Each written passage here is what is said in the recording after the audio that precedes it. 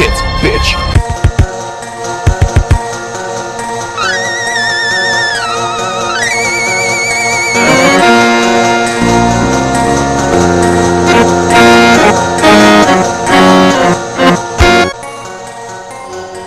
Hello, fiends and fiendettes. Welcome to episode 60. 60. Wow. Getting up there. Of the best horror podcast on 7voltmedia.com and the world. Scream Fiends. I'm your host, Alex, and with me once again is Russ. Hey there, everybody. If you're just joining us for the first time on this show, we talk about all the things going on in the world of horror. And if you're a long-time listener, you know we oftentimes don't follow by any sort of rules or guidelines or any of that bullshit because we just can't be bothered. Can't cage us. Can't cage us. Yep. I like that. Think we're going to talk only about horror? Got another thing coming. Probably going to talk about video games. Follow us on Twitter at Scream Fiends. Let us know what you are watching, what you want us to watch. Movie recommendations are always welcome. I mean, one of my favorite things is like finding out about a really great movie that I would have never heard of otherwise. Yeah. Like I love that. I mean, oftentimes it'll happen on Netflix just like out of boredom, just find something. Scrolling, browsing through stuff and yeah, discover something there, but yeah. We have a Patreon, patreon.com/screamfiends. You can donate if you want, but you do not have to. We will always produce free videos and audio Yep. for your enjoyment. Has anybody donated yet? No? Okay. We don't talk about that then. Oh. We should do this on Twitch, too. We should do this live on Twitch, record it for YouTube, and then Just maximize our exposure. Yeah. Because then we could do like live feed stuff. So if you chat at us, be like, hey, well, you guys are dumb. Get off the fucking internet. Yes, we are. We could do that. We are. We know. But yeah, that'd be kind of cool. Yeah. If you're watching this on YouTube, you've already found us, so don't even bother paying attention to this part. But if you're just listening on the iTunes, Google Play, you can find us on YouTube. Yeah. And Video form. I'm moving my arms right now. yeah. Yep, we're on YouTube. We're YouTube stars now. Yeah, you can see my dog. Mikado. That's mine. That was a mistake. What's up with Ebony today? She's been very standoffish all day. She's been... I don't know. I think it's the humidity, maybe. Yeah? I don't know. She's just been, like, chilling all day. It's weird. All right. Yeah. So, did I leave anything out? You can get us on Twitter. Yep. Did you get all that stuff? Oh, yeah. Russ, what have you been watching, playing, etc., etc., etc.? Well, watching. We got another episode of Ashen today. Oh, yeah. I still got to go back and start watching the earlier season.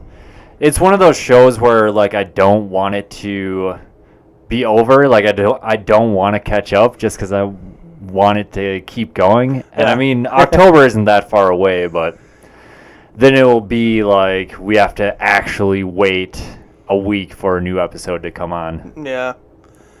You know what we could do is we could watch the first season up to October.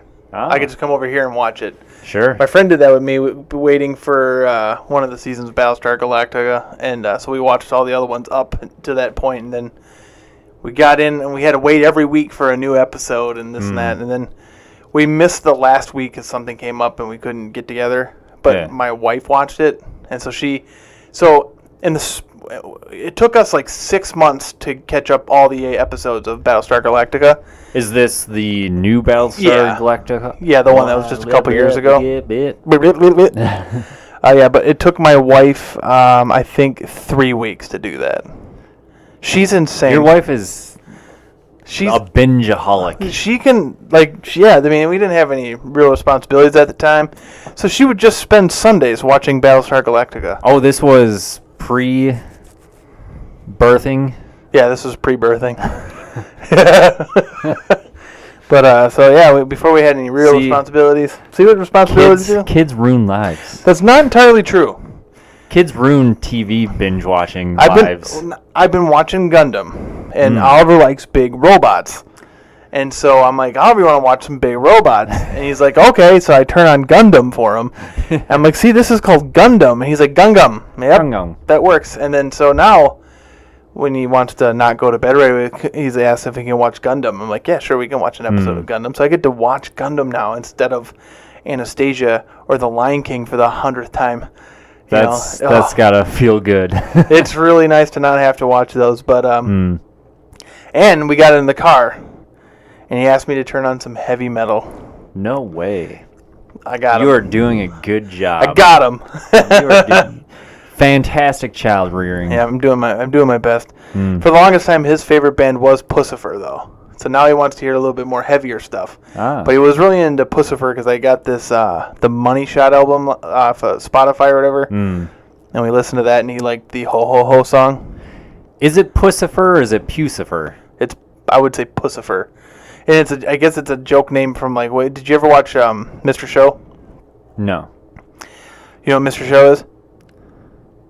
That's not. Is that Bob Odenkirk and David Yeah, Cross. that's what I was thinking of. They did like a reboot, or not? Yeah, they like did. a new thing. I didn't care for it that much. I like the old ones. So I watched one episode of the new ones, and I remember going back to it. But there was a skit in there called Run, Ronnie, Run. They also did a movie of this.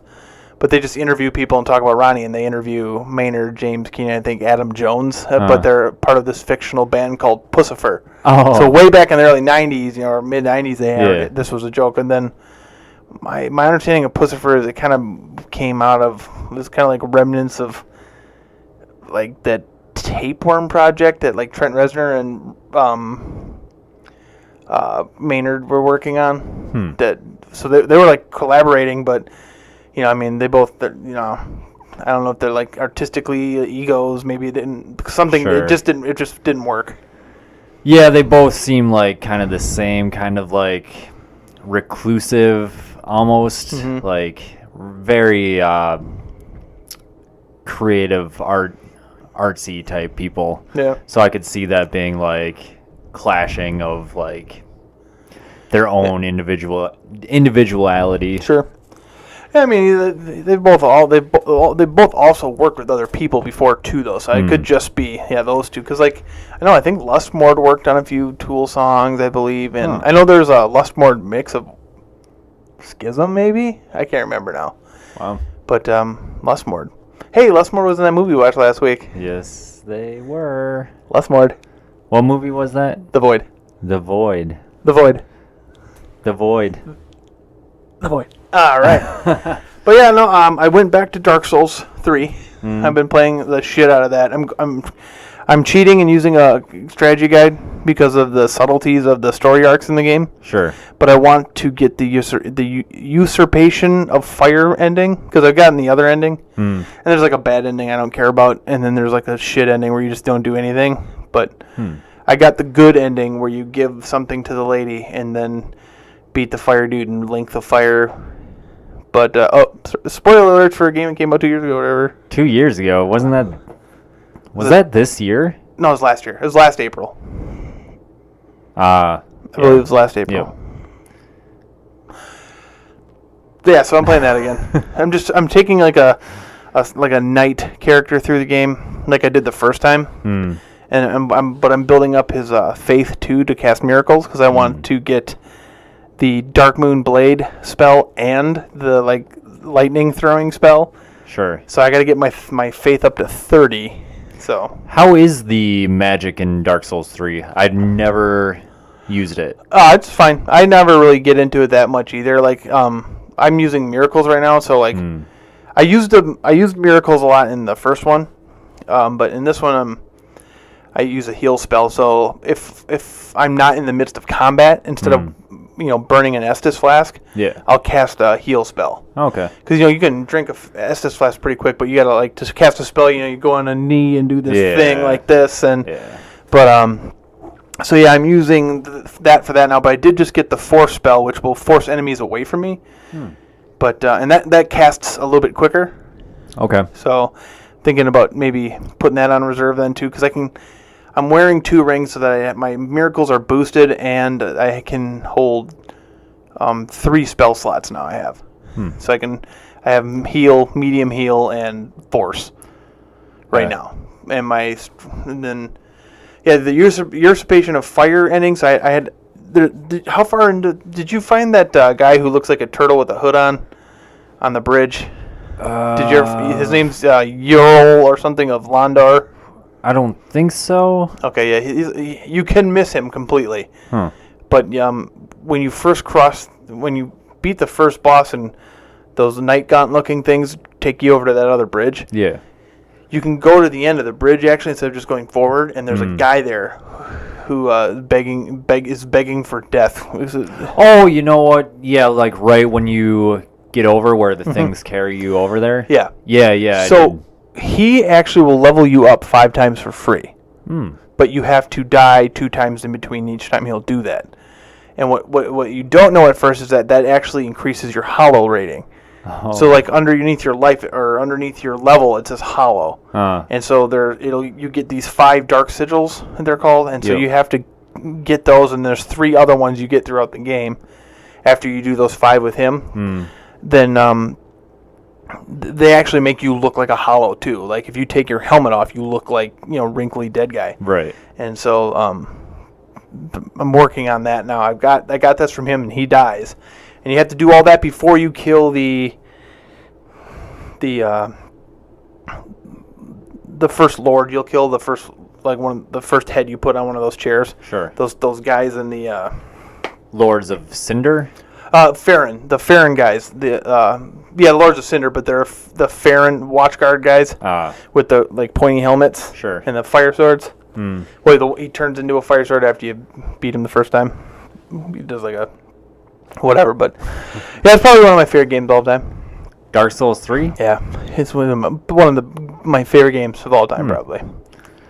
I'm just not good enough, I don't think. I don't know if it's that I don't have the patience or if I just physically don't have the skill.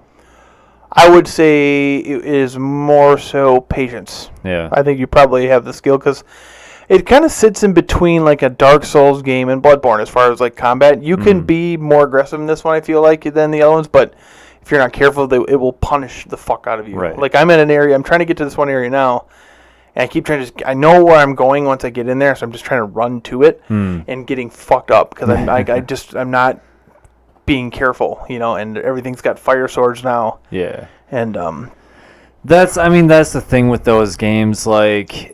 I'll get to the point where I'm in a good groove and I'm really enjoying myself, but then as soon as I start progressing, and then all of a sudden hit a wall, you get killed over and over again, and it's I just don't want to play those parts over repeatedly. Yeah. Just to get through. Yeah, and they're all those parts too are really far away from a bonfire. So there's the whole approach up to the part that kills you. Right. And some of the areas are extremely difficult. Yeah. So it's not just oh hey, I'm gonna run through this section. It's no, you have to fight these enemies. Yeah, because they'll chase you. Yeah. Some of them will chase you for a long time. Some you can get away with. I remember the first time going into the crucifixion forest and just seeing the guys with the big wooden logs. I was like, oh, this will be easy.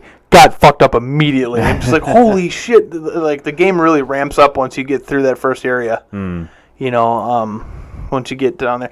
Even the village, the undead village, was pretty tough at some points, too. Especially when you run into your first, what do they call them? The big fat cleric with the spiky hammers and the books. That send the curses at you? Yep. They'll start themselves on fire and hug you. Yeah. They, something bastards curse. Their voices are creepy. They're pretty cool, but I remember fighting the first one. I was like, oh, it probably hits hard, but no big deal. Fucked me up. I'm like, that's why I like that though about the game, because when you beat those parts, when you finally, if it's, and you finally have hunkered down, you've timed it all out, you go through and you do it just right, and you beat it. It's really rewarding. Yeah. Because then you'll never lose to that spot again. You'll be able to run through there no problem. Yeah. Because you at this point, your timing, what's going to jump down at you, when it does wear. And sometimes, there'll be little variations as far as how they'll attack and whatnot. But I like all the little things in the game. Like, taking it kind of slow and just looking at everything.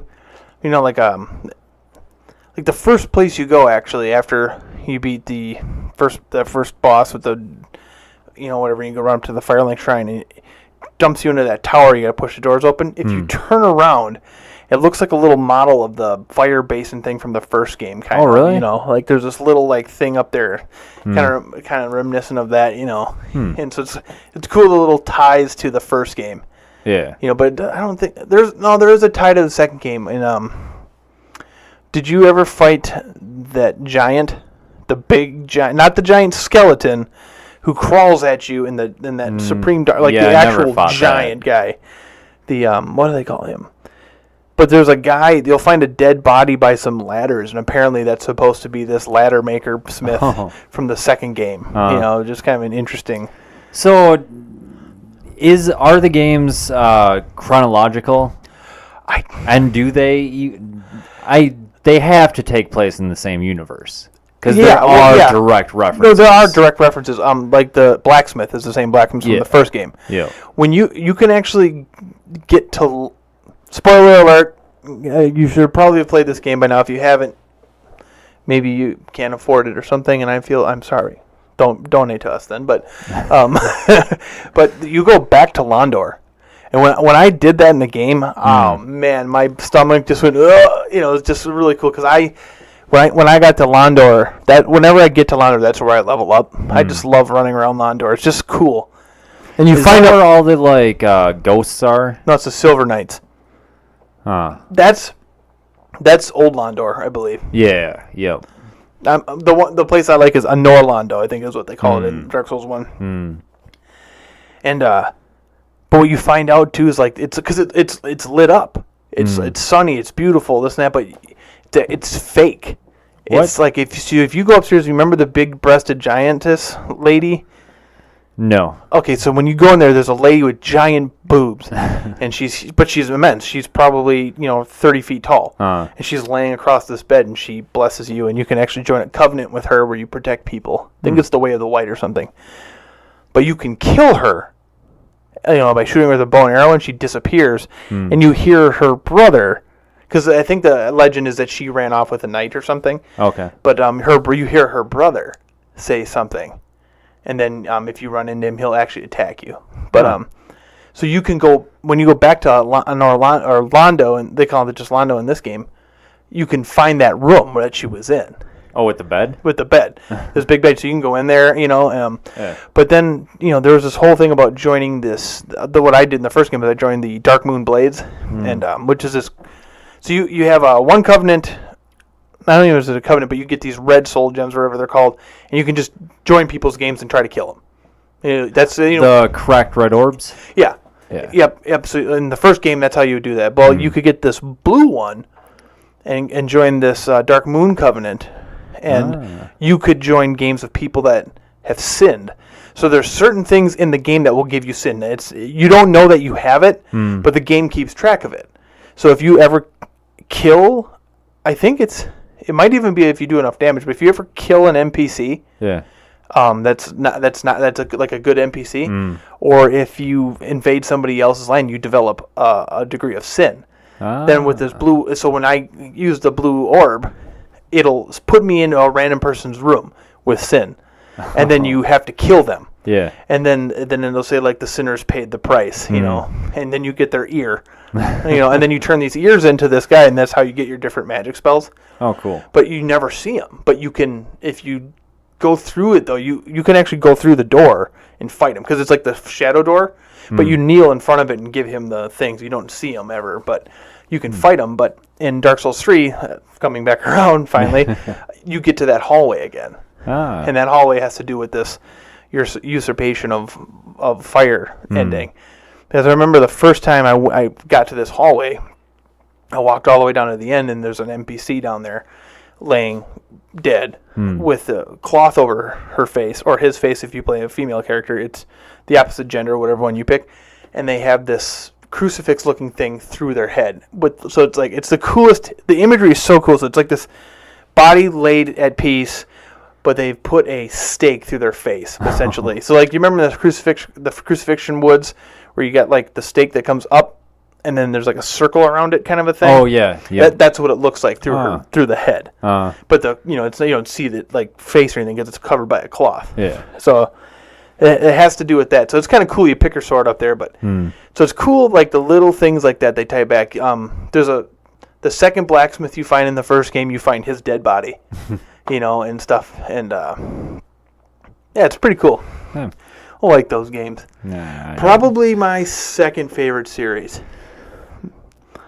Because my first favorite series is Castlevania. Then my second favorite series of games would be the Souls games. See, I always talk so much shit about Dark Souls and any of the Souls games, but I mean, I buy every single one of them, and I really look forward to playing them, but then I just I can't stand them at the same time. You like them in it's a love-hate relationship for sure. Yeah. But yeah, you like it in concept. I think for you it would be better if I finally get around and just run that Dark Souls-esque D&D game. We were doing co-op through Dark Souls 3. Yeah. And I was having fun with that. Yeah, we could revisit that. Except I deleted that character, so we'd have to start all the way over. I would want to start over anyways, just because it's been so long. Yeah. So. And we could do a Scream Fiends plays Dark Souls 3, and we could try to go through the whole game. I like it. Let's do it. All right. I have the next 2 days off. All right. I could probably get on after tomorrow. I could get on after 8. Yeah. Let's do it. Okay, how about you? It's a ghost. It's a ghost in here. It's a ghost. So yeah, that's what I've been doing. It's just been pretty much that. Yeah. And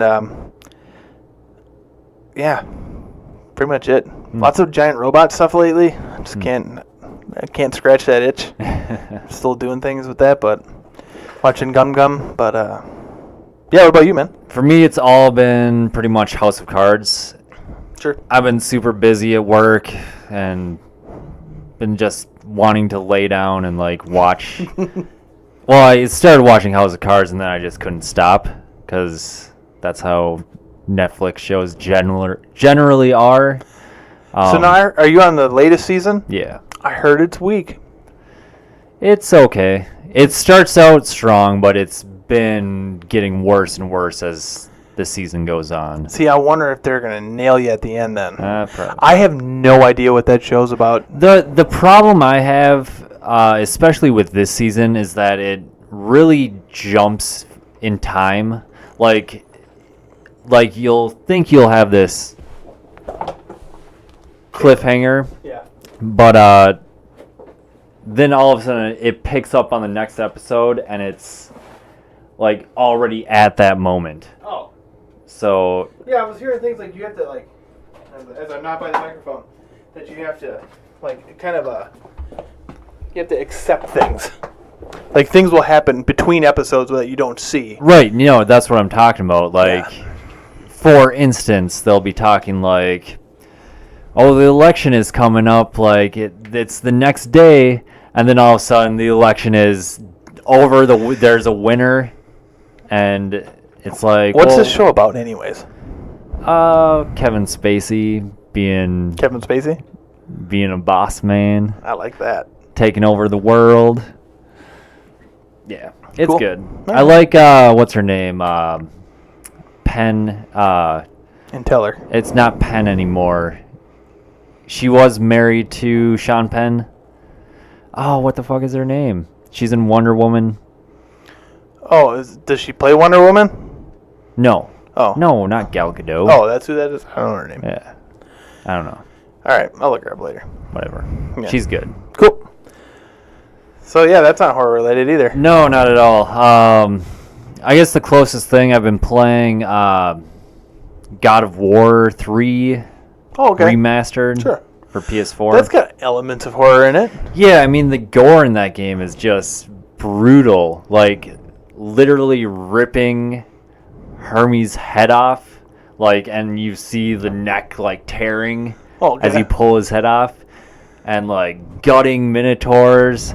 Like, I really hope that carries over into this new God of War. Sure. Just because it seems like they're going into more, like...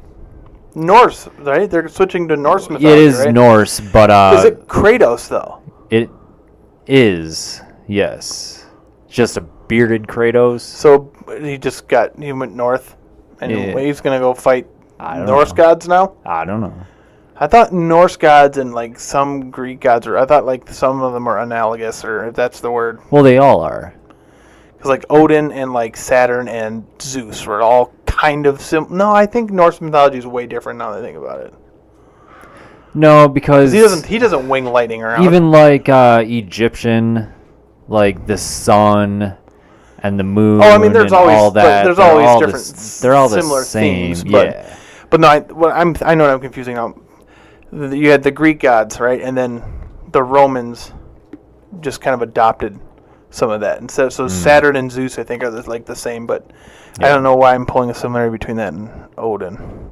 That's pretty cool. I mean, you could do that. You could just have, like, Kratos become, like, the Assassin's Creed of gods, where he just goes to different pantheons and kills all the gods. Yeah. You know, so he goes to the Norse mythology, kills all those gods. Goes to the Egyptian mythology, kills all those gods. Go to some, like Shintoism in Japan and kills all those gods. That would be cool. Yeah, I am looking, even though I really enjoyed the Greek mythology of all, God, there's like 2 PSP games, 3 normal ones, well, 4 if you count Ascension, which really was not very good, but I'm looking forward to them going in like this Norse mythology. That actually piques an interest for me too. I'm interested in that because of going into Norse mythology. Yeah, and I like that they're doing like a more traditional third-person perspective, even though, like we were talking about with the fixed camera angles with the Resident Evil series. Yeah. I do like in the God of War games where you do have that more like cinematic, like the game and the game director can kind of paint a picture for you without you relying on you controlling the camera yourself.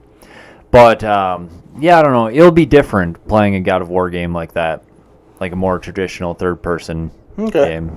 But yeah, otherwise that's about it for me. Yeah. Cool. Yeah, talking about God of War always makes me want to go back and play Castlevania again, though. Oh. The Lords of Shadow. Because I actually didn't mind those. The first one I didn't play. The first one was really good. I thought the first game was really good. Like, and then I don't know why they decided to do like an open world type thing with the second game. Yeah. Makes no sense. Like, if they would have just stuck with that formula, it would have been awesome. That was part of like the just Konami ball dropping. I mean, just fucking everything up. Yeah. I mean, that could have been cool. I mean, I thought it was kind of interesting too. I know, like, it was basically they scrapped the original story arc of Castlevania, and they starting over with Lords of Shadow. Right. But even still, like, that could be an interesting Lords of Shadow. Where, I mean, the first Dracula was a Belmont, which is kind of like a neat little thing there. I mean, you see it coming from a mile away. But watching the character. Watching Gabriel fall through this whole thing, and having it being narrated by Patrick Stewart was really good too. But it gave it. I mean, I've talked about this, but like it's games like that. When you walk away with a sense of adventure, like when you can think back to a moment in the game, and it feels like you're going back. It's really cool when a game can capture that. Well, I mean, I can like really picture in Lords of Shadow, like when you first get to the castle and you have to cross like these huge chains and just like this epic sprawling like castle in the background that rises up as you get closer. Like that is one of the best moments in Lords of Shadow. Yeah. And what I like too is like it gives you an option to go back to try to like do little, try to do this thing in this amount of time or this or that. And going back to certain parts in the game to find things, like going back like, oh yeah, I remember doing this. It's like it's kind of cool because like each moment in the game kind of takes you into it, like kind of it's really immersive. It really like. The candle box, the toy box, what are they called? Music box. Yes. When you're in the witch's music box, that was fucking insane. And that was cool too. Like when you completed the puzzle, it was the old, Vampire Killer song, or was it Bloody Tears? One of those. It's either Vampire Killer or Bloody Tears. Yeah. And yeah, that was pretty cool. I like the nod to Metal Gear Solid in there too. That was funny. But I want to kind of go back and play that. I know, me too. If you're watching this or listening to this, probably on Saturday, the Castlevania Netflix show will have arrived. We'll be talking about that next week. And we will for sure be talking about that next week. Yeah, so if you haven't watched it the episode will probably go Monday next week. Boo, no. No, okay. Definitely not. Definitely not Monday. Definitely not. Okay, cool. But yeah, Friday the 7th? Yeah. I think.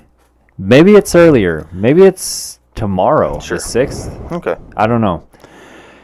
But usually Netflix is on Fridays. This is giving me an idea. Yeah. Because we're going to see this TV show. And we're going to see is the whole season going to be out on Friday then? Yeah. Oh, then I assume that's how Netflix always does it. Yeah. Well, then I'll have the whole thing watched by next Wednesday. Oh, easily. So I want to. I'm thinking maybe we should do Vampire Hunter D Bloodlust. Vampire Hunter D is really good. The first one, I like that one a lot. But the animation in Bloodlust is just like I want to. That's who I wish was doing the animation for this Castlevania. I'm not sure who is. I remember. Do you have to have seen the other ones? No. To appreciate it? All right. No. Then I'm fine with Yeah, because I mean, I saw Vampire Hunter D first years ago, and then when Bloodlust came out, I got that. But Vampire Hunter D's got that really old anime feel. Oh yeah. Like old. Yeah. And I like that. But the new one's got like a I don't know which animation group it is, but they did what else did they do? They did recently. I think I'm pretty sure it's the same group that did this Punisher and Scarlet Widow. From the Scarlet Witch. No, what's that? Scarlett Johansson's character in the Avengers. Oh, Black Widow. Is that what it is? Yeah. Yeah, so Black Widow and Punisher animation, I'm pretty sure it looks the same. But there was another one that they did, and I can't remember. But I'm hoping it's as good as that. Yeah. But, yeah. Castlevania. Heck yeah. I can't wait. So excited. We got some news. Just a little bit of news. Apparently, do you remember a little old movie called Deep Blue Sea? Yes. With Samuel L. Jackson and LL Cool J? Yes. Well, apparently, a sequel is filming right now. I don't even... Was that Thomas Jane? Yes, it was Thomas Jane. Okay. How long ago was that? I feel like I was in high school. Yeah. I might have been... I think I was even in middle school. Yeah. I remember watching that movie multiple times on purpose. Yeah. Like, it'd be on, I'm going to watch this. I like that movie a lot. And it's been so long that I've seen it where it's probably one of those, like, nostalgia things where if we watch it today, it'd be like, this is a fucking hunk of shit. But, yeah. I couldn't believe they killed the girl at the end. Like, the first time I saw it, I figured, no, they're not going to kill her. Yeah. And then they did. I'm like, oh, okay. All I can remember is Samuel L. Jackson getting his arm bit off. swooped up. Yeah. Because then it gets his arm first, and he like screams laying there or something, and then I thought it like jumps up and gets him when they're like climbing up the oh, no, he's like they're like in this flooding the thing. There's like that pool of water in the middle, and he's like standing there yelling at everybody about something, and then gets eaten. Right. Poor Samuel L. Jackson. Yep. But so this is going to be a sci-fi like TV movie. Oh, that's even better. So it's kind of, I mean, so you've got 47 meters down in theaters right now. You can go see it if you want.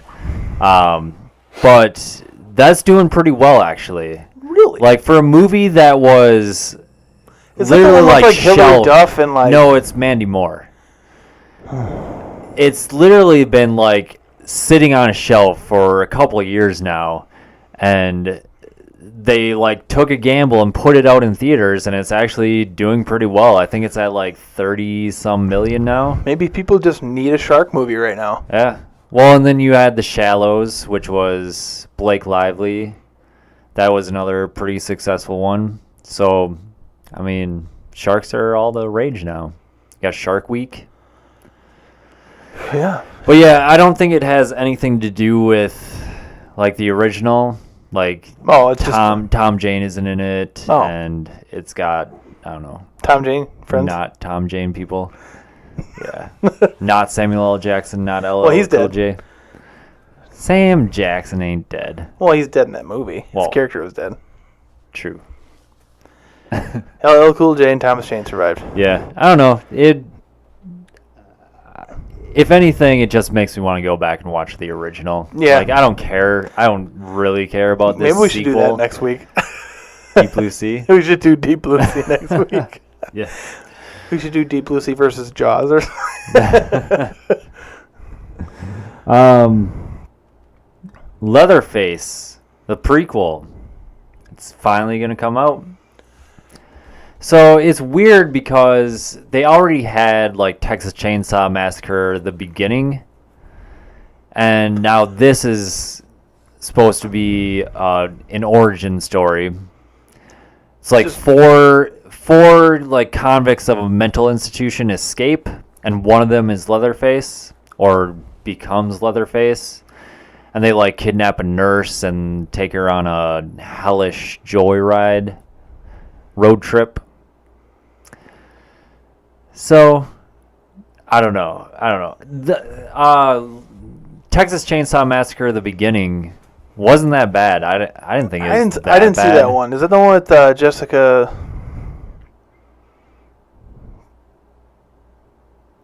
I don't remember her last name. I don't know. I remember the first time I seen her was in that TV series Seventh Heaven.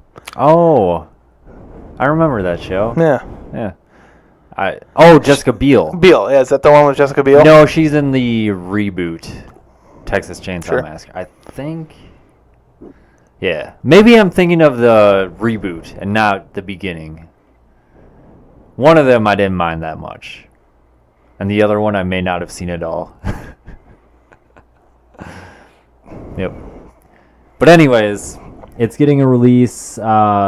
DirecTV, I think. Direct to TV. No, DirecTV gets the they're partnered with whatever, and so they get it first. September 21st, and then it's everywhere, select theaters, on demand, October 20th. So we need to find somebody with DirecTV. We'll get it. Well, it's fine. Okay. But the thing that really intrigues me about this is it's directed by, what is it? Julian Maury and Alexandra Bastillo, who directed Inside, which they're remaking. But the original is top-notch, fantastic. Top-notch? Top-notch, fantastic, 10/10, must-watch. So, if anything... The remake's probably going to be really good, too.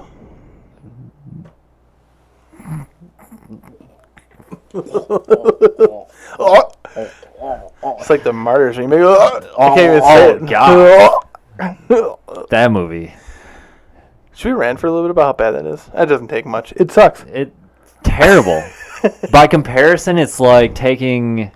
Do you ever just lay awake at, like, you're going to bed and just think to yourself, fuck that movie? Do you ever do that? Every night. I don't... That's why I drink myself to sleep every night into a coma. I will sometimes just be driving and just think, God, that movie's fucking terrible. Well, it's just like when you have such a amazing like piece to go off of that they could have easily.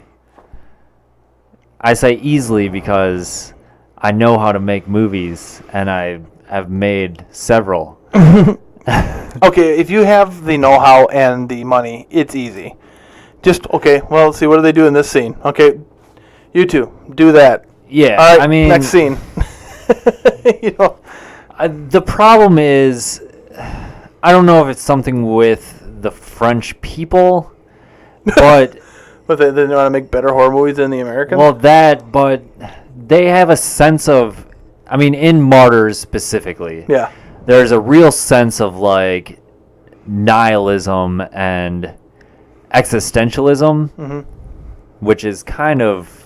counter, like, hypocritic, like, ironic. Well, it depends. I mean, existentialism goes in kind of different directions anyways. But the whole thing where it's like, why doesn't she just bite her tongue off? Sure. And stop suffering? Or that's the essentialistic part about it. Like, why does she keep allowing, if she could just kill herself somehow. Right. You know, she could find a way or just stop eating. That's kind of the whole thing, where it's like the will to survive. Yeah, which is very human. You know, yeah. It's like, and where they lose it in the remake is that they just turn it into an action movie. Well, and the entire movie, just the tone is off. The entire movie, it doesn't have that like. Well, so like I always darkness. So the original director, whose name is going to escape me, he got the inspiration from Hostel, a movie I don't like. I don't like that movie. Sure. And but instead of he took that idea and changed it. So where if instead of it being about the suffering and whatever, it was about the pain and like transcending it and whatever. And it seems like in the remake they took the Hostel angle but put that on the Martyrs movie. Because in Martyrs you care about the characters. In Martyrs remake you don't care about the characters. That's a good point. Like it does feel more like a Hostel movie than anything having to do with Martyrs. Yeah. So I mean, you already know it's going to be bad too when everybody survives. Yeah. Oh God. Why? Why even bother? Like. Yeah. I mean, it seems it's like a dumbing down for American audience, or the happy ending for the American audience. It's just. Martyrs isn't a movie that you need to cater to the American audience for. Well, and it didn't even get a theatrical release, at least not a wide theatrical release. Okay. So it's like, who are you trying to appeal to? Like, it's not like you're trying to win people over. Like, you're making this thing essentially for horror fans and fans of the original. Yeah. Like, why fuck with that so much? All you need and to try do to is appease, like, the people who need to feel good about themselves to sleep at But night. I can't imagine anybody watching that and feeling good. I mean, I can't imagine anybody watching the original and feeling good about it. But they can, they can walk away from that like I had an experience. Whereas if you walk away from the other one, like if somebody were to go and see Martyrs, and you tell somebody to go see Martyrs, and they pick up that original, or I mean the remake. I mean, if they come back and say, "Oh yeah, that was okay," it's like, so yeah, I hope you didn't mind watching a French movie. Oh, is it French? It's like, oh wait, what did you just watch? That's the really shitty thing is if you watch the remake first, you're gonna have this idea in your head of this like piece of shit, like okay at best movie, and then the original is just gonna be lost on you. You know, I think when we did the original versus remake for that, we both agreed that I think we'd still rather watch it than The Witch. And I'm gonna go back on that. I would after watching The Witch recently, I'd rather watch The Witch than Martyrs. I'm going to agree with you. Martyrs remake has now been downgraded to below The Witch. We now have 2 movies below The Witch. Fuck that movie. It should have been anyways. I mean, I don't know why we gave it the credit, just because of the travesty that occurred with that, but god damn. How did we get on How did we get on this? What were we talking about? I don't remember. I did remember. I'm sorry. Inside, probably. Oh, yeah, we were talking about remakes. Yeah. So yeah, Leatherface prequel. Yeah. See if it's good or not. I don't know. We'll give you our review. We'll watch it for sure. Let you know how it is. But I don't have real high hopes. Like I said, the only hopes I have is because the directors. So. Yep. Yeah, I agree. I mean, there's a degree of hope there. But I wonder, though, does it need an origin story?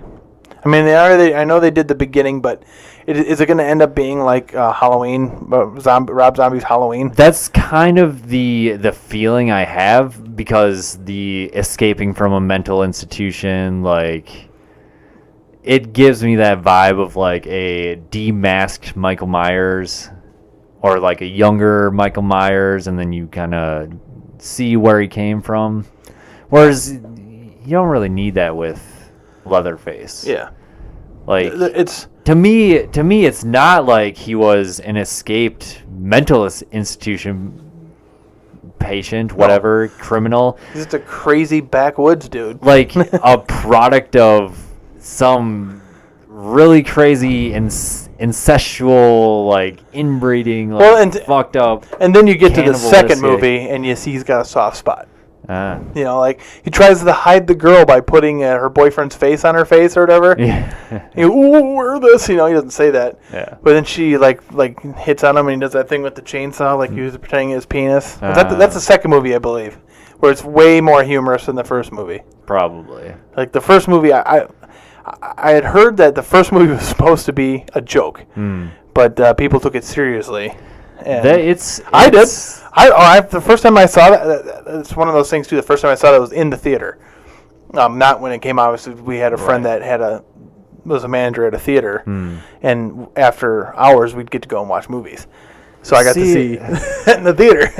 I don't know though. I don't think I'd ever be able to view it as like in any sort of comedic sense, just because of how like gritty and raw the production is. Sure. It's just really, it's hard to watch. Like, honestly, like, going back to it now, like, it's really hard to get through, just because of how gritty it is. Raw is. When I heard that it was supposed to be funny, I went back and watched it again. The part where I chuckled a little bit, like, oh, okay, maybe, was when she's running around the house screaming. Oh, okay. For like 25 minutes. And I was just like, oh, it's like that's the joke. She's like running in circles around this house instead of like trying to run deeper into the woods or whatever. She just keeps running around the house and screaming. I asked, my wife doesn't really get into horror movies, and I asked her, we should watch Texas Chainsaw Massacre. She's like, I remember that one. That's just that one where that lady screams for half a movie. I'm not watching that. I'm like, okay, I like it, but yep. A couple new trailers were recently revealed. First one we'll talk about is Polaroid. Now, I'm really kind of getting tired of these, like, I don't feel like they're that old, but like Polaroid cameras and Ouija boards and just VHS tapes. Monster objects. Objects with monsters in them in general. Yeah. Just getting tired of that? No, I mean, more so like the idea of these, like, oh, haha, remember when VHS tapes were a thing? Like, I'm thinking of Rings, the new Rings, because they, like, find a VHS tape, or they get the VHS tape, and they're like, what is this thing? And it's... Are they making you feel old, Alex? I think that's what it is. Like, I don't want to feel old. Too bad. But, so Polaroid seems like it's gonna be like almost like a cross between Final Destination and a Ring type movie, because it's like, so the whole premise is they find this Polaroid camera. She coincidentally works at an antique shop, so of course they'll have. No, it starts off like The Ring, where there's the two girls. Yeah. And they take pictures with this Polaroid camera, Yep. and then they promptly die.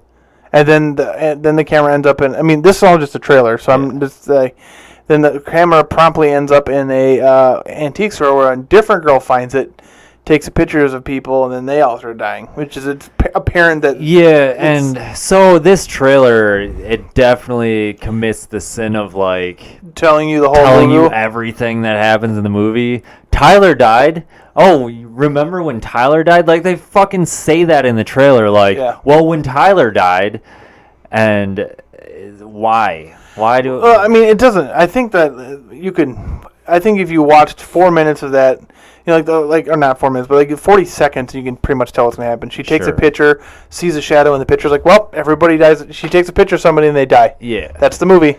So the Final Destination element comes, and they briefly mention it in the trailer. Like, it's really easy to miss, but she says something about, well, when this person dies, the shadow moves on to this person. So it seems like it kind of follows a cue. More like The Ring, though, because in the Final Destination, like they are died. It seems like accidents, whereas this, they're attacked by a monster. Sure, but then there's also like they try lighting the picture on fire, and then the girl's arm starts on fire. So they're punishing her for trying to destroy the picture, kind of a thing. Sure. It's not like it's and then when they put the fire out on the picture, the fire goes out on her.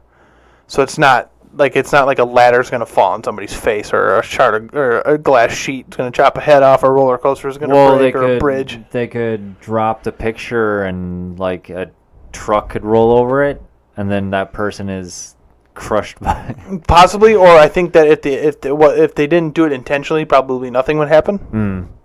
But who knows? You know what a great movie was? Final Destination. Oh. When did that come out? Like 98? The first one? I think so. 98 or 99. Was Joshua Jackson in that? In the first one, I want to say, yeah. Okay. I'm going to see those again. Yeah, I haven't seen them in a long time. Oh, man, what was his name? Idle Hands? Oh, fuck. He's got a really weird name, too. Yeah. I have to know what that guy's name is. Jessica Alba. Well, can't forget her. No, but it also has Ali Larter, who, I mean, I think Final Destination is probably the first and second one, the only things I can stand watching her in. Holy shit, Idle Hands, Devon Sawa. Devon Sawa. Yes. That movie came out in 99. Sorry, Devon Sawa. 99? 99. Damn. That movie's going to be 20 years old in less than 2 years. Wow. That movie made me afraid to fly for a long time. Wait. I'm sorry. Idle Hands I'm talking about. Oh. When was Final Destination? Let me look. That had to have been... Maybe it was like 2000, because I thought it was after Idle Hands. Yep, 2000. And that's Devon. Keep saying Devon. Devon. Yep. Oh, yeah. Do you remember who directed that? Wasn't it married to Mila Jovovich? James Wong. No way. The first Final Destination? Yep. Final Destination. Director, James Wong. I take back everything I've ever said bad about The Conjuring. Sean William Scott's in it. In the first one? Oh, Jesus. We need to do Final Destination. I'm into that idea. It's been so long. It might have been since 2000 that I've seen that, so it's been a long time. But yeah, so... Yeah. I don't know. It looks like it's going to be really dumb, but also could have some some pretty cool moments, cool death scenes maybe. I didn't see anything redeeming in that movie whatsoever. Yeah. It looked like, I don't know, like, when I saw the bits and pieces for Lights Out, I had hope for that. And it delivered all right. You know, it wasn't bad. But this thing, I have no hope for. Even like the arm lighting on fire thing? No. That Doesn't do anything for me. It reminded me of X-Men for some reason. What? I don't know. Like they were in school and it's like, oh, this is let me just shoot my ice power. Professor Xavier's School for Gifted Mutants. No. Yeah, no, I don't know. Maybe that's part of the reason they're too young now. Maybe if I was younger, I'd be into it. No. Oh, some dumb teenagers playing with shit they shouldn't have played with, getting killed. Don't bleed on it. Don't bleed on things, and don't dig in old boxes that you don't know what they are. I mean, there's just rules. I mean, you know, so we should make a Scream Fiends rules for surviving. Don't bleed on things. If you bleed on anything, bury it. If there's an Instagram filter for the object you're trying to take a picture with, it's probably haunted. Yeah, yeah. If you have you know pre-cell phone camera phone. Picture taking devices, and it's got a filter on it that you didn't put on there. You better not use that. You could be playing Fatal Frame. That made me think of that though, and I was thinking, what if they did a Fatal Frame movie? That'd be so much cooler than whatever this crap was. Yeah, I mean, especially like you do Fatal Frame. You have like a young journalist goes to a abandoned village in Japan, can't leave. And then you get a bunch of creepy Japanese, black mouth, open mouth scares. That you can only see when you hold the camera up. Yeah. Yeah. I just reshoot the movie. You can still call it Polaroid. We'll just know that it's actually a Fatal Frame movie. Well, what we should do is just get our own money and donate to our new brother. We're going to do a movie called Camera Obscura. And, there is a movie called Obscura. But not Camera Obscura. Oh. Because that's what the camera's called in those movies. TM Scream Fiends. Yep, TM. What else? We watched the Cult of Chucky one, too. Yes, Cult of Chucky. Which it was a lot more... looks a lot better than this Polaroid. Yep. Did you see Curse of Chucky? No? Well, so... Brad Dourif's daughter, can't think of her first name, but she's like, I don't know. So she's in Curse of Chucky and Cult of Chucky, and seemingly they're taking like survivors of Chucky encounters, and seemingly like Andy from the first, he was in 3, right? All 3? The first 3? Andy? I'll have to look. It's been so long, and I just recently got all the Chucky movies from my brother. Oh yeah. So I've been thinking about going back and reading those. Maybe he wasn't in the second one, but he was in the third one. Because I know the third one he was sent to a military camp. Right? That sounds correct. Yeah. But yeah, so Andy is back. Andy Barclay. Played by Alex Vincent. Yep.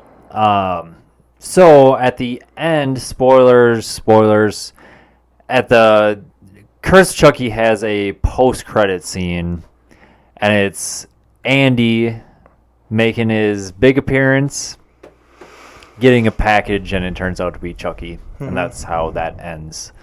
So, looks like Jennifer Tilly makes a appearance, and fucking Jennifer Tilly. I love Jennifer Tilly.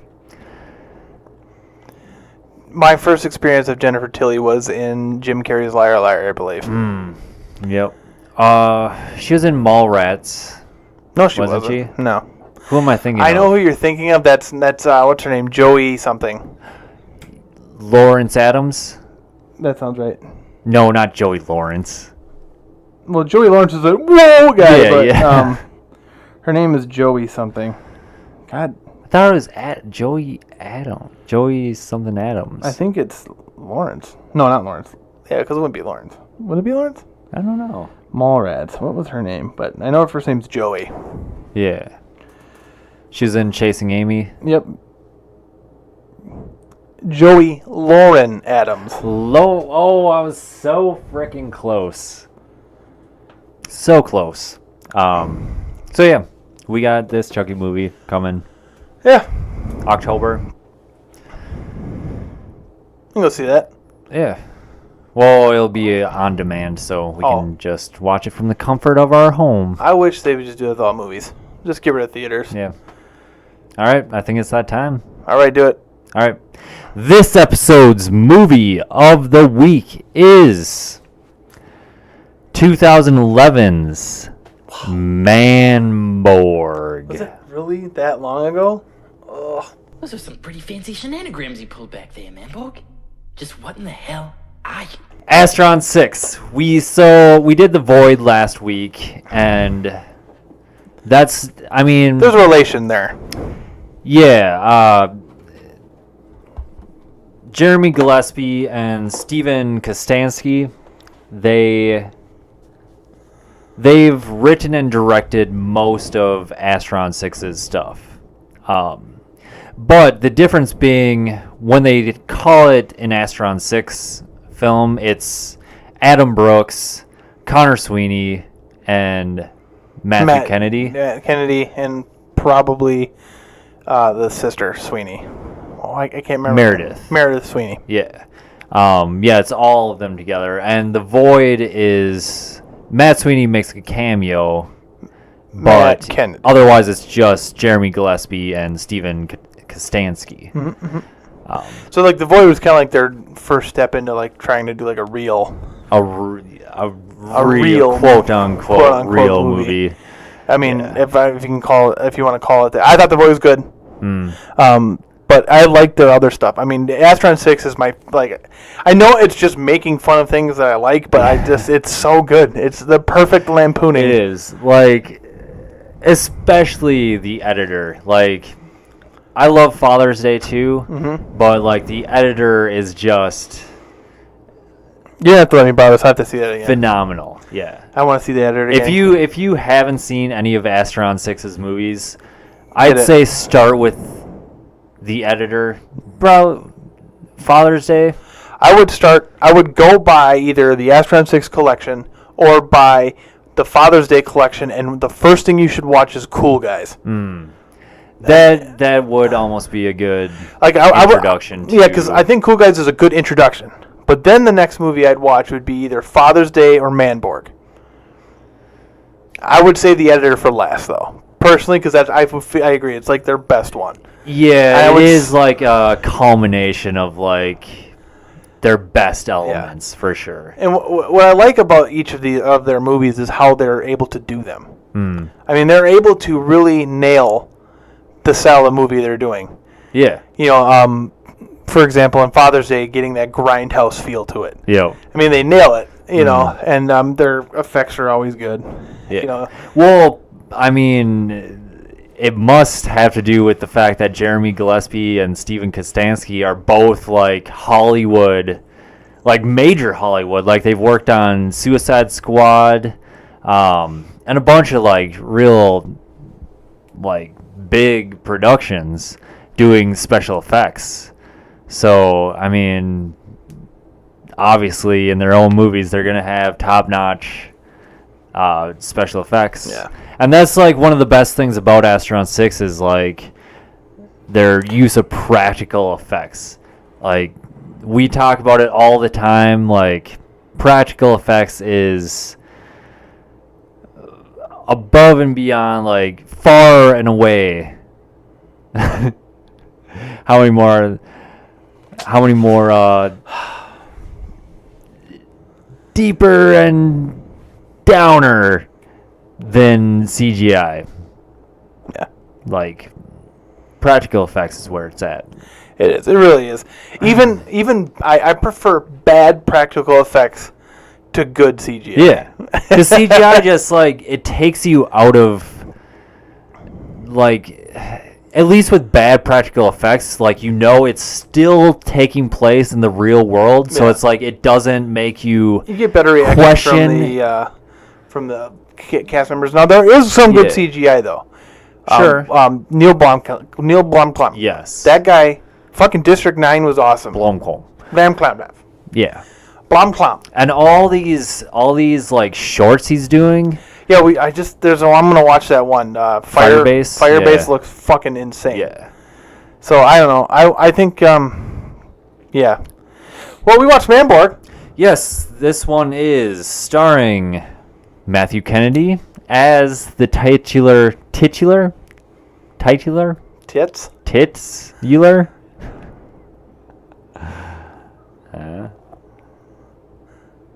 If you don't want to subscribe to us, send us pictures of your boobs. Manborg. Manborg. Adam Brooks as Dr. Scorpius. and Draculon. Draculon. I'm gonna say Dracula like you say from now on. Draculon. Connor Sweeney as Justice. And Meredith Sweeney as Mina is written by Jeremy Gillespie and Stephen Kostansky and directed by Stephen Kostansky. Right off the bat, this is the weakest of their work, but still pretty good. Yeah. And it's so it's not even that it's weak. It's not that it's the content. What they were lampooning or mimicking, or what they're trying to do, was already a weaker form of movie compared to Grindhouse or Giallo films. Yeah, so the content. So what they were doing was already just like a weaker setup, anyways. Yeah. How would you describe the style of this film? Like that 80s retro futuristic. Yeah, I almost think of like the 80s, like what do they call that? Like Night Stalker, like VMA. What is that? Oh, you mean for like the Sega CD? Yeah, they call those. What do they call those? The video game VGA or something. No, video game awards. Video. Oh, what do they call those?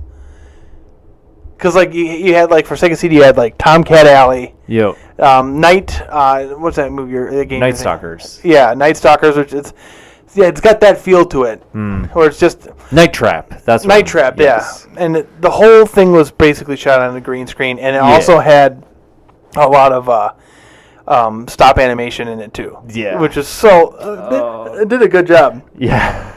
But everything looked like it was shot through the weirdest filter. I don't know, but it looked like it's pretty much like total insanity. Yeah. The entire time, like things are exploding everywhere, and there's neon and frickin' It's the most contrived story. Yeah. So it starts off, and it's the battle for Earth. Like it's the Hell Wars. The Hell Wars. Hell has broken out on Earth. They're fighting a war, and Matt Kennedy. Do they ever say his character's name, like when he's a soldier? No, I don't think so. So it's this battle taking place, and he has a brother that is also fighting. They're like U.S. Army soldiers. And his brother ends up getting shot? Yeah. Or just... Well, like, they're all getting killed by the Nazi hell guys. And his brother gets shot yelling to try to, like, get something. And then he runs over to his brother. And he goes, like, dude, he said hold the line. And he gets shot. And then they have this big brother moment. And remember, it's not about killing. It's about family. And then he sees his brother get bit by Draculon. Draculon, sorry. And then he runs over to like defend his brother, and he loses. Yeah, Draculon grabs him and holds him up, and all of the Hell Soldiers just blast him away. Basically, make a RoboCop out of him. Yeah. And then you get the intro to the movie and the scene where they put them back together. It actually reminded me. I don't know if did you play Blood Dragon, that standalone Far Cry 3 game? A little bit. Yeah. Remember the beginning of it's like that, where they put the guy back together with the 16-bit graphics or whatever. Yep. Yeah, so there's like saw blades, sawing his head off, and so they put him back together, and he breaks out. And to me, it seems like some amount of time had gone by since he wakes up. Yes. And he gets out, and like when he gets to those, hey, come here. I remember the first time I saw that, and just laughing hysterically. So Matt Kennedy's, the robot, and he's walking over. Yeah, he's become Manborg. Manborg at this point. Yep. And he's about to get picked up by these soldiers. Like, hey, come here. Nope. And he just starts running away. Nope.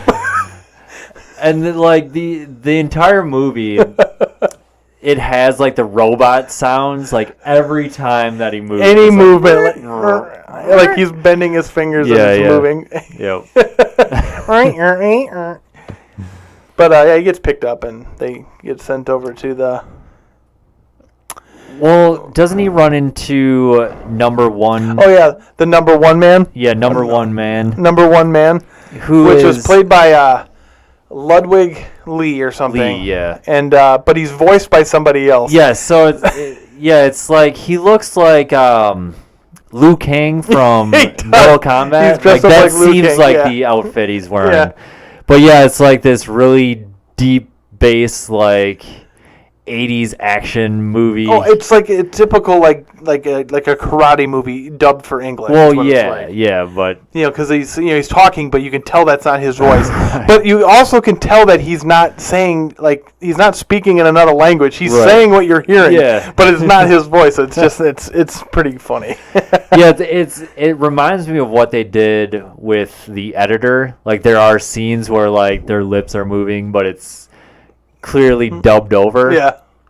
But the editor.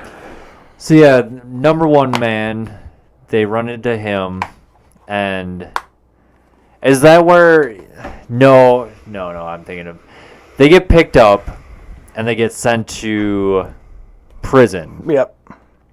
Or it's like a gladiatorial arena prison. Yeah. So like the world has become taken over by hell minions, but they're in this city, and it's this like futuristic Megadeth City. Yes, is that what it's called? Yeah, because they're all wearing the armbands, like the swastika armbands, but it's an M. Yeah. So they're in jail there, and there's also they meet Justice Connor Sweeney, I looked him up, but he looks like Billy Idol, but he's got a really thick Australian accent. And I love the way he talks in this He's movie. just overly aggressive on all things. If you look at my sister again, I'll kill you. Yeah.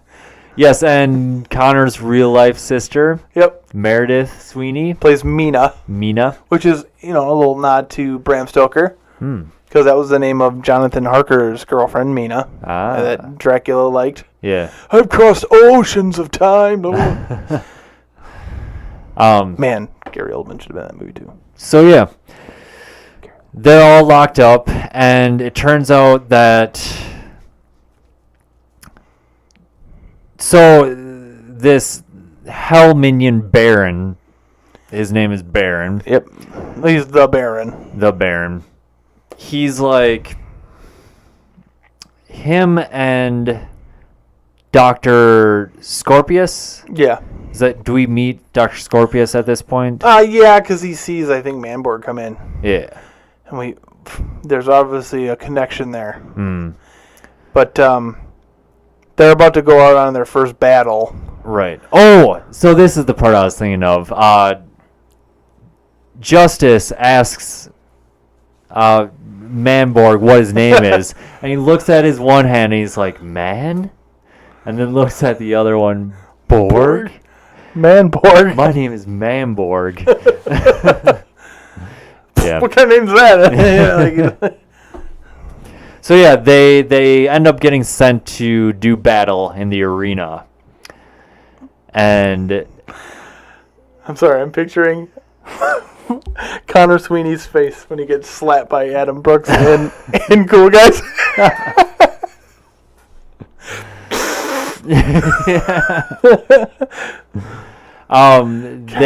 Connor Sweeney. He's so fucking ridiculous, that guy. Yeah. So they have to do battle against this like biker, like it's like these hover bike dudes. Yeah. And you get some kind of cool scenes where you get like this kind of like anime shit almost, like where like the screen's blurring by them and they're doing a move. Yeah. And whenever like so Mina gets a kill, her like weapon of choice is like these throwing knives and knives in general.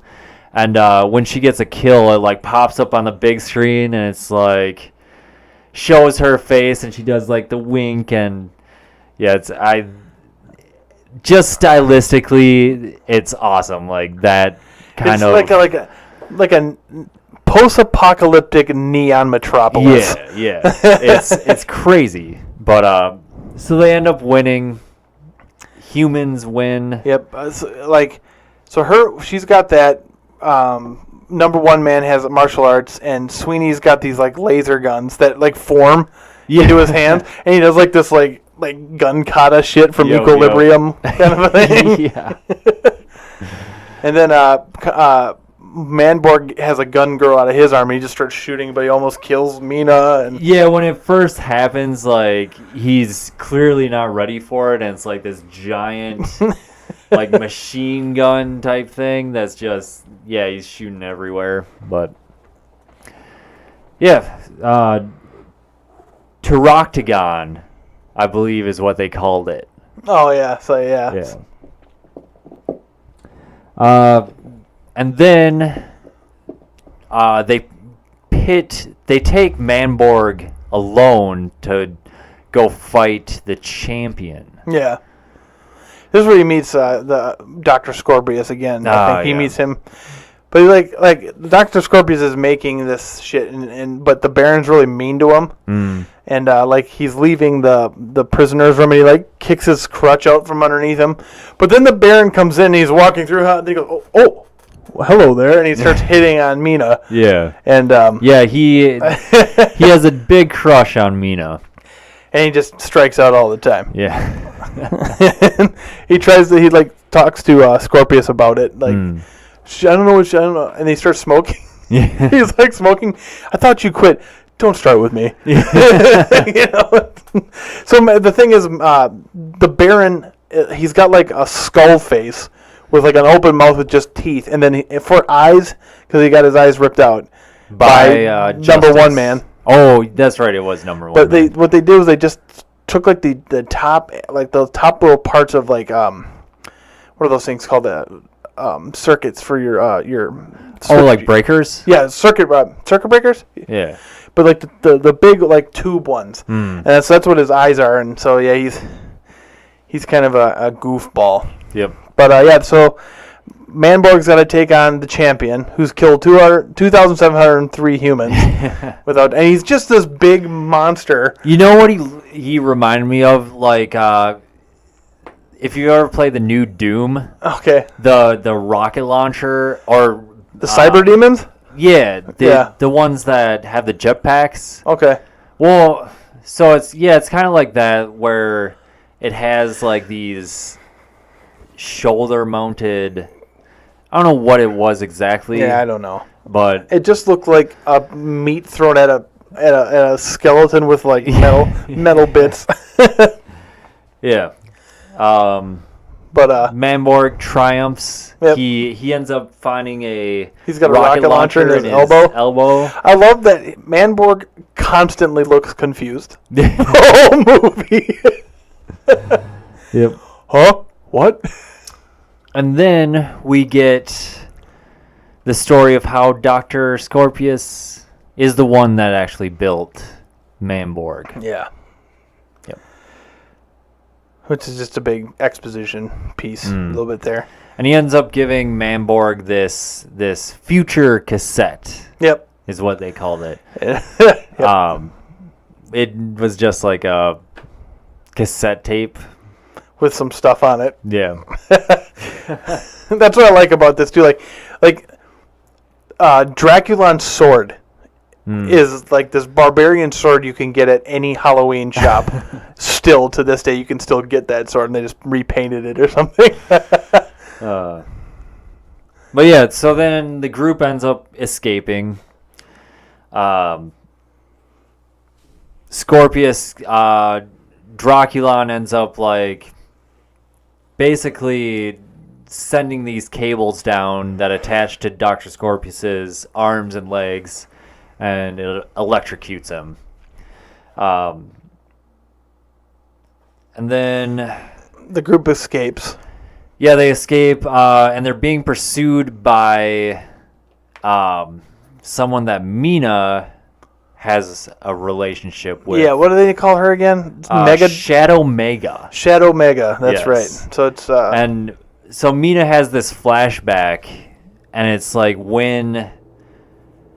It must have been when the Hell Minions were taking over, because Shadow Mega and Mina were like part of... They might have been sisters even. yeah.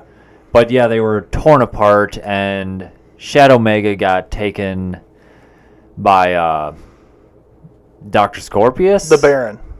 Wasn't it the Baron? He had eyes at that point? Yeah, but... Or was it Draculon? But then, yeah, Shadow Mega was made into half Hell monster. and half human. Yeah. Because I thought it was Dr. Scorpius that was talking about, yeah. like, we did the same thing to her that we did to you, kind of. Yeah, that makes sense. I don't know. But Well, yeah, because he used the technology from the Hell monsters on Manborg. yeah. So, yeah. Uh, But yeah, they break out and they hole up in like a junkyard. yeah. And, Justice is talking about, like, he's looking over at the people and he's like, that man's wearing garbage on his head. Yeah. Don't wear garbage on your head. In this stupid Australian accent. Yeah. But like they find like a place and they're like going to cook. And you find out that Justice can't read. So he's like, he's trying to cook like macaroni with number one man. Number one man's like, and now you have to wait for the water to boil. And he And starts he's just jumping pouring in. it. No, you have to wait. Oh, that's right. It says it right on the box. It's the fine print. It's hard to see. Yeah. Just, that was a very Astron 6 moment where in the midst of like this lampooning, they just throw this weird like that wouldn't have existed in those movies. Yeah. There's this weird cooking scene. It's like, but then Mina decides to go take the fight to them. Yes. And meanwhile, so this is all kind of happening at the same time. Yeah, Manborg watches the cassette tape that Dr. Scorpius gave him. Yeah. And it turns out to be like a Princess Leia, like, Hologram. yeah, of Dr. Scorpius. Yeah. What it turns into is like this big training montage, like a Rocky training montage, where Manborg is like learning to control his gun and Sword fight. And, yep. well, then they all go after Mina. Yes, because Shadow Mega is now they're doing battle. Yeah. And Mina pretty much gets Shadow Mega, but then she transforms into the Hell version of... Yep, and she's about to beat Mina, but Justice shows up, and he's like looking at these grenades, and it says grenade on him, but he can't read, so he's like, grenades! And he grabs one and puts it in the Megadeth's mouth, or Shadow Mega's mouth, and blows her up. Yep. So that's how Shadow Mega dies. The Baron then dies fighting the number one man. Yes, they finally get to settle their business, since it was number one man that took the Baron's eyes. Yep. So we got that. And then the battle we've all been waiting for. Draculon versus Manborg. Yep, and at this point, Draculon has become like a dark version. Because when you first see Draculon, he looks more vampirish. Like, I don't know, he looks more like a human vampire guy. Yeah. Then he becomes more demonic looking at this point. Right. Yeah. Like black scales. Yeah. All over his body. Yeah. Yep. So they fight. Yep. Manborg successfully defeats Draculon. He cuts its head off, right? Yeah. Yeah. His face throughout this whole movie. And so Mina gets... what happens where it causes cardiac arrest? Draculon was like shooting beams at everybody, and she gets hit by this green beam or whatever. And it's like she got hit by super electro beam, and it gave her electron, something like that. Yeah, and it gave her immediate cardiac arrest. Yeah, I wish there's something I can do. Oh wait, there is something I can do. And he pulls out some liquid out of his chest and pours it into her mouth and brings her back, but then he dies. Yes. Sacrifices to save Mina. Yep. So now it's just Justice, Mina, and number one man. And then we see all the Hell minions rising back up. Pretty much all in vain, what they just had to fight through. And they just look at each other, give each other some smirks, like, bring it on. Yep. And that's it. So it's short, it's only an hour long. Yeah, hour 15. Yeah. It's fun. It's a fun Astron 6 movie, but in comparison to the other stuff, it is their weakest movie. It's not. I don't like to call it that because it puts it in a negative light. But if I had to choose it, that would not be the movie I would choose to watch from him. Like if I'm going to sit down, like I want to watch Astron 6. Manborg is not what I'm going to pick. Right. But I do suggest seeing Manborg at least once. For sure. And stick around till after the credits. After the credits, something great happens. Yes. So Manborg, I'll just say right now, I give it a seal of approval at about a bronze. Sure. Now, the fake trailer for BioCop, I give a silver. Yes. BioCop is this, like, he looks like a flayed man who's just, like, gurgling up chemicals and stuff. And the first thing he says is, like, he's like, are you ready for this, BioCop? And like, he turns to his partner and goes, why am I alive? Yes. Because he gets, like, there's, like, a chemical reaction. He gets caught up in it. And he's just like, why am I alive? And the entire premise is, like, BioCop wants to die so bad, but he can't die. He can't die. He's immortal now. At one point, there's about to be this big gunfight, and he just puts the gun in his mouth and shoots him. Yes. Shoots himself, which is like terrible to laugh at, but like he shoots himself, and his partner goes, "What the hell? What the hell, BioCop? You got a death wish?" Yes. And he ends up being but like, he always gets the job done. He's like, "You're under arrest." Yeah.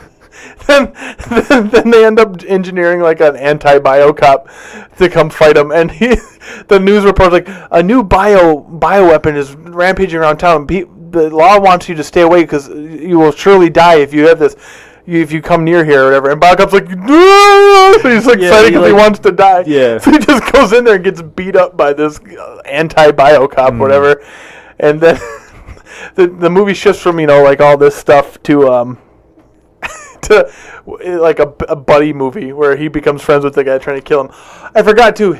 They beat the bad guys or whatever, and his partner goes to shake his hand, and Biocop's like, "Get away from me!" And then his body like absorbs his partner.